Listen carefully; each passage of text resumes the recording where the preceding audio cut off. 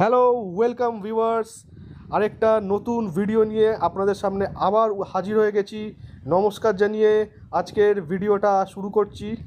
বেরিয়ে পড়লাম আমার দৈনন্দিন কাজে। আজকে ডানকুনি মার্কেট ভিজিট রয়েছে।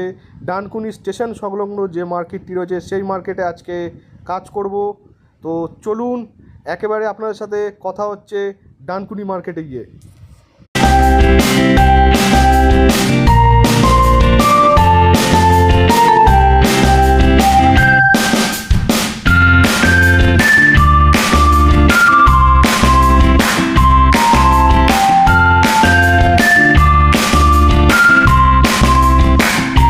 চলুন, প্রায় পৌঁছে গেছি ডানকুনি স্টেশন রোড মার্কেটের কাছাকাছি।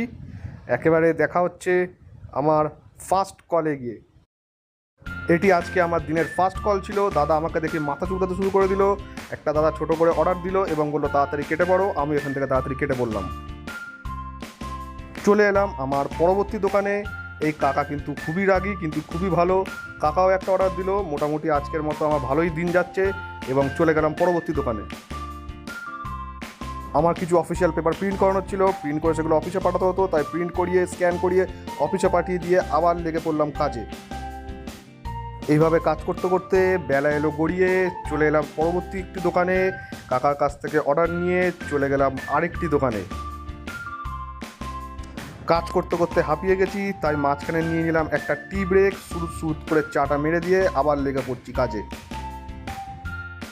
চা খেয়ে এনার্জি বুস্ট আপ করে নাচতে নাচতে চলে এলাম দাদুর দোকানে। দাদু আমাকে দেখেই একটা ভালো একটা অর্ডার দিয়ে দিল, তাই আবার নাচতে নাচতে চলে গেলাম পরবর্তী দোকানে। কাজ করতে করতে আখের রসের একটা গাড়ি দেখতে পেয়ে ভাবলাম যে কাজের ফাঁকে একটু আখের রস খেয়ে নিজেকে একটু চাঙ্গা করে নিই। কাকা কিন্তু খুব ভালোভাবে হ্যান্ডেল মেরে রস বার করে দেয়, না আমার না আখের। আজকাল তো গাড়ি আর আমি এই দুটোই চলছে আখের রসে, তাই আমিও আখের রস একটু খেয়ে নিজেকে চাঙ্গা করে চলুন লেগে পড়ি আবার কাজে।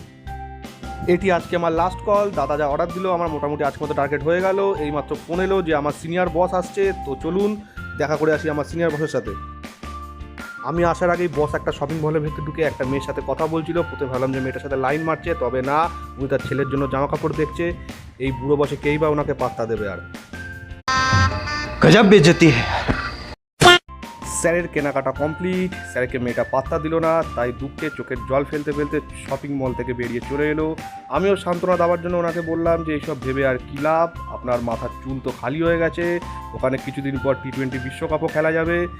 তো বেলা বয়ে এসেছে, খিদেও জোর পেয়েছে। স্যারকে বললাম যে স্যার কিছু খাওয়াবেন। উনি বললো চ, আজকের খরচা আমার।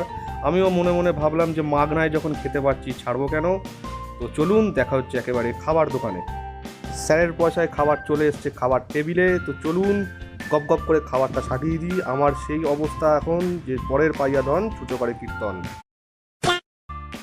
আজকের মতো কাজ কমপ্লিট। স্যারের মেরে মাগনাতে খাওয়া দাওয়াও কমপ্লিট, পেটও ভরে গেছে, পকেটের টাকাও বেঁচে গেছে।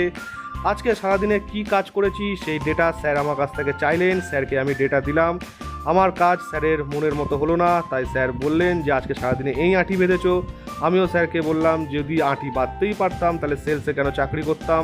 স্যার আমার কথার উত্তর শুনে আমার মুখের দিকে তাকিয়ে মুচকি একটা হাসি এসে চলে গেলেন। আমিও স্যারকে ছেড়ে দিয়ে আমার বাড়ির উদ্দেশ্যে রওনা দিলাম। তো আজকে ভিডিওটা এখানেই সমাপ্ত করছি। ভিডিওটা যদি ভালো লেগে থাকে লাইক করবেন, কমেন্ট করবেন, শেয়ার করবেন এবং অবশ্যই সাবস্ক্রাইব করে দিয়ে যাবেন, তাহলে আরও ভালো লাগবে এরকম নতুন নতুন ভিডিও আপনাদের সামনে আনতে।